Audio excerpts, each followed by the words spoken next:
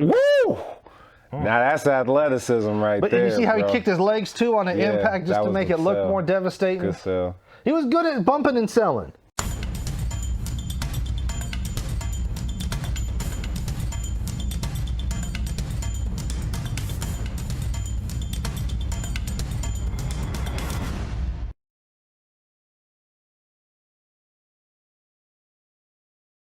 So this is your second match. Do-Rag City, baby. Yeah, we did another rematch with the TPG because the first one went so well.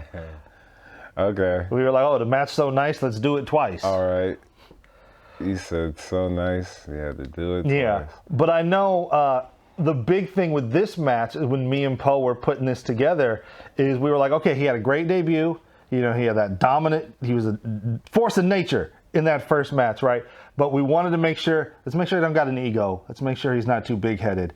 Let's make sure he knows how to lose, because he's going to have to do that eventually. Yeah. So this was more of a test to be like, all right, let's see how well he can do business. Let's see how well he can make somebody look when he's losing. You know, because there's more to wrestling than just doing cool moves. And Absolutely. So, yeah, and Absolutely. we have Kid Crush as the referee for this one, kind of for the same reason I was the referee in the last one. So Boom, martial arts going straight into it. look at that. Look at the power, though. Yeah. Yeah. We going straight in, straight in, bro. You know, straight strikes. I'm telling you, it was all strikes in the get go for me, man. Like all this other stuff didn't really register until later.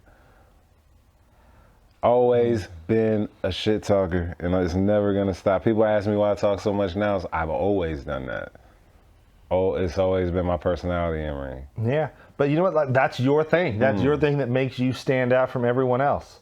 And I always like being a heel. You know, I feel like heel is either heel or tweener is way more my speed. I don't think you were ever a babyface with us. I think haven't you were been always a babyface yet. yeah, you Like were a heel. only in real life.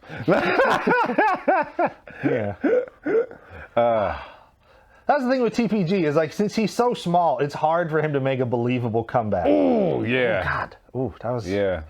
But that's the thing, though. So you got to kind of put him down. You got to give him the comeback spots. Yeah. But then at the same time, you got to put him down, bro. Because I know when I would believable. work TPG, my whole thing was like really struggling to find ways to give him a believable comeback, give him some believable offense, because he's so, dude looks like a skeleton out there. Yeah, and that was my thing too, was making this whole thing believable.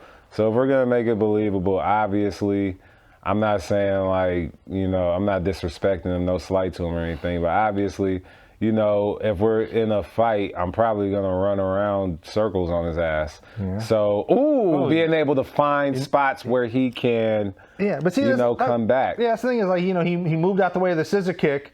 But then he just kind of stands there. He doesn't make his. What makes it. He hits like one punch and then goes for his neck breaker. And it's like, and bro, that's really lay in there. What are you doing? Yeah, and that's when things, you know what I mean, become a thing where like, okay, now I got to pick up the pace. Now I got to control the match. You know what I mean? Yeah. And this is my second match in. Trying to control the pace or something. So, yeah. But I actually. Now that I'm looking at it, I do feel like the flow is pretty good, you know? Like, yeah. Most definitely. Yeah, absolutely. Because I know there were some people who would, I love this. Yeah, I love it. Yep. Make them talk. You're letting your personality come through, and you're making yourself different and unique and standing out from everybody. You know, and the thing is like, I feel like you gotta, especially if you're a heel, you got to make yourself look cool. You got to like make your opponent look weak in order for them to look better later. Yeah. You know? I was going to say there are some people who they would wrestle the same match or the same style regardless of who their opponent is. And it's like you got to tailor that to who you're in the ring with. Yes, you do. Because like you can't wrestle the same kind of match you do with Poe or Kid Crush that you will with the TPG. No. It's not going to work. You have to tailor that to his strengths. You got to cater yourself to his strengths so you can hide his weaknesses and get him over and then get yourself over in the process. There you go. Look at that. Everything has to mean something. Every punch, every hit, like I want you to feel it. I want you to feel it. Yep. And I'm gonna be a jerk. Yep. Exactly. Yeah, that was one thing you were always very good at. A lot of people would just hit move after move after move, but you would make sure that everything you hit somebody with mattered and it meant something and there was a reason behind it. Yep. You know, that was something a lot of people didn't quite wrap their heads around. And again, we're like teenagers. We're like, you know, this is like junior, senior year in high school. Like, Yep. we don't know shit about ring psychology. Yeah, you know, and it's just, I've always been somebody who's, even from being young and doing speeches and making people like cry from doing speeches from elementary school, I've always learned that everything, every word, every movement, everything matters. You got to make them feel something. So, yeah, no, so being able to translate that into wrestling, and it actually really does. More so than any other sport, it translates in wrestling. Nice little kick right there. Yeah, look at you, man. I mean, you have to manhandle him because you're twice his size. Got to. Like, it wouldn't make sense for him to be like powerhousing you. No, it wouldn't. But it shows him being tough, being able to resist these type of things, and you know what I mean. Not just be down. Woo! Now that's athleticism right there. But you see how bro. he kicked his legs too on the impact just to make it look more devastating. Good sell. He was good at bumping and selling. That was the best thing he had going for him. Was that little running neck breaker and then bumping and selling. Shout out to TPG, man. Crazy that he was my first opponent. Went from TPG to like former world champions and shit. Look at that. Crazy. And then, okay, fireman's what carry. are you gonna do here? You gonna? I know you. Oh. Bam! There you go. And then we tie it Going in. for the figure four. Nope. Kick him in the dick. Nut kick. There And you point go. and laugh at him. See, There you shit go. like that is what a lot of people were missing. People would just think, oh, I just got to do cool moves. It's like, no, you don't got cool moves. Don't make a match good. Yeah. You know, the story you're telling, like the emotion, getting people involved. That's what's gonna make a match good. He came in with the spear though. He did.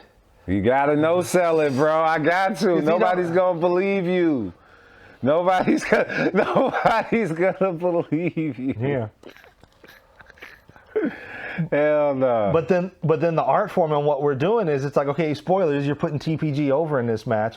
So how do you craft a story where now he can believably beat you? Yeah. And that's the thing about it is like, that's the give and take in wrestling, right? Is, okay, this guy's small. Yeah, I'm a manhandle him. Yeah, I'm going to make him, you know what I mean, suffer for a lot of this match. But in order for him to look his best and look toughest, you're going to have to endure a whole bunch of crap and a whole bunch of shit, a whole bunch of a beating in order to earn this victory, you know? Yeah. And that's what he did, so, you know. And you're going for the kick again this time. Bam, miss it. And then he catches Goes in, catches. Hits the axle. And what does he do? And then, 1, 2. but it's a kick out at it's a 3.5. Yeah. It's a kick out at 3.5. Yep. I couldn't even dispute it. I was hella mad. But, you know, I mean, look. Yeah, and then right here, you're going to get your heat back. Yeah. You know, yeah, he barely got the win, but you're going to get your heat back. And that was the thing we wanted to see in this match is, can Evan do business? You know, can he keep his ego? Does he have an ego? Do we need to keep that in check? Or is he somebody that we can trust that he's going to make whatever we give him work? No, he deserved that. He totally deserved it. That beating at the end, he totally deserved it. He was disrespectful for even winning that match. He got his ass whooped at the end, ladies and gentlemen, and that's what happens. You know, when you disrespect Evan, a.k.a. King Francis, when you do stuff like that, this is another thing that people need to know. All right, I ain't lose that much. It's half a second. It was half a second. All right, he got lucky and he got his ass whooped afterwards, and that's how we do it. There you go.